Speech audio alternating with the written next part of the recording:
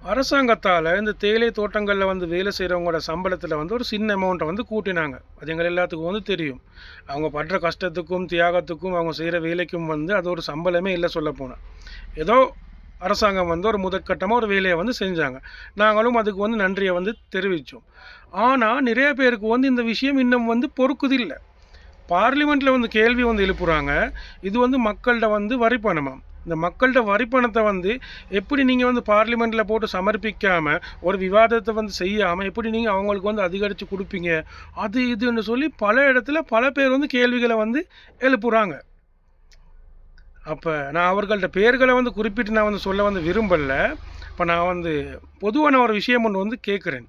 இந்த ஸ்ரீலங்காவில் நீங்கள் மக்கள்கிட்ட வரிப்பணம்னு சொல்லி வந்து சொல்கிறீங்களே, இந்த ஸ்ரீலங்காவோட பொருளாதாரத்தில் வந்து அதிகமாக யார் பங்களிக்கிறதுன்னு சொல்லி வந்து தெரியுமா? அதிகமாக வந்து வரிப்பணம் எதால் வந்து கிடைக்குதுன்னு சொல்லி வந்து தெரியுமா? அப்போ அந்த வரிப்பணத்தை எடுத்து வந்து மற்ற ஃபீல்டில் உள்ள ஆட்களுக்கு வந்து பெரிய பெரிய லட்ச சம்பளங்கள் வந்து கொடுக்கலாம். அவங்களுக்கு நல்ல பெரிய குவார்ட்டர்ஸ் கொடுக்கலாம். நல்ல பெரிய வாகனங்கள் வந்து கொடுக்கலாம். அவங்களுக்கு எல்லா வசதிகளும் வந்து செஞ்சு கொடுக்கலாம். அவங்கள வந்து டவுனுக்கு வந்து கொண்டாடலாம். எல்லா வேலையும் அவங்களுக்கு வந்து செய்யலாம். ஆனால் அதுக்கு வந்து முக்கிய பங்காற்றக்கூடிய வந்து இவங்களுக்கு ஒரு 200 300 கூட்டினது வந்து உங்களுக்கு வந்து வயிற்றுச்சலாக வந்து இருக்குது. அப்போ நீங்கள் வந்து நினைக்கிறீங்க இவங்க வந்து எந்த நாளும் இப்படியே தான் வந்து இருக்கணும்னு சொல்லியா?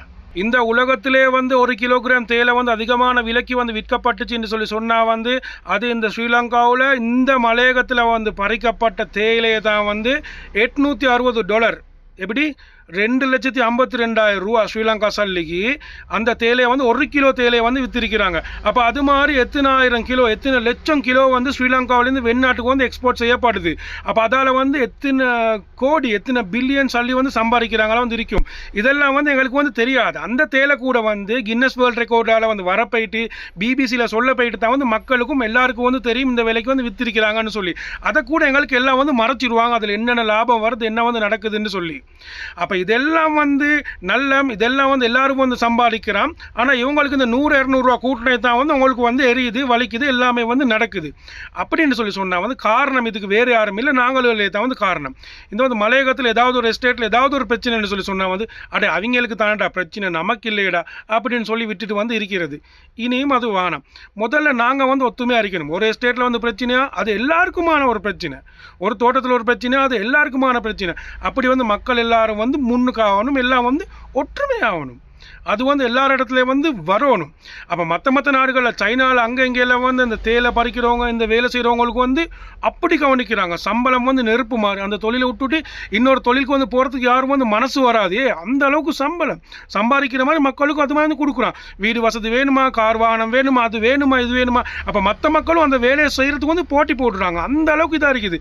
இங்கே பார்த்தேன்னு சொல்லி சொன்னால் இங்கே தார சம்பளத்துக்கு வந்து யாராவது இருக்கிறதுக்கு வந்து மனசு வருமா? அதிலே 100-200 கூட்டினா வந்து அழுகிறார்கள். ஆனால் உண்டு இதுக்கு போகிறவங்க இது எல்லாரும் வந்து நினைக்கவான இவனுக்கு வந்து ஏசினாலும் பேசினாலும் மலையகத்துக்கு என்ன சொன்னாலும் வந்து கேட்கறதுக்கு ஆள் இல்லை, பேசுகிறதுக்கு ஆள் இல்லைன்னு சொல்லி எல்லாம் வந்து நினைக்கவானம். அதுக்கெல்லாம் வந்து ஆள் இருக்குது. சின்ன பொடியமாராகிக்கட்டும், நல்லா படித்தவங்க, மேதாவி, அவங்க இவங்க இங்கேருந்து நிறைய பேர் நல்ல லெவலில் வந்து இருக்கிறாங்க. எல்லாரும் வந்து இது மாதிரி விஷயங்கள் வந்து வரப்போல தயவு செய்து வந்து உங்களால் ஏண்டியது ஒரு வார்த்தையை அதை கூட நீங்கள் வந்து பேசுகிறதுக்கு வந்து தயங்காதீங்க. பயப்படாமல் இந்த மக்களுக்காக வந்து பேசுங்க.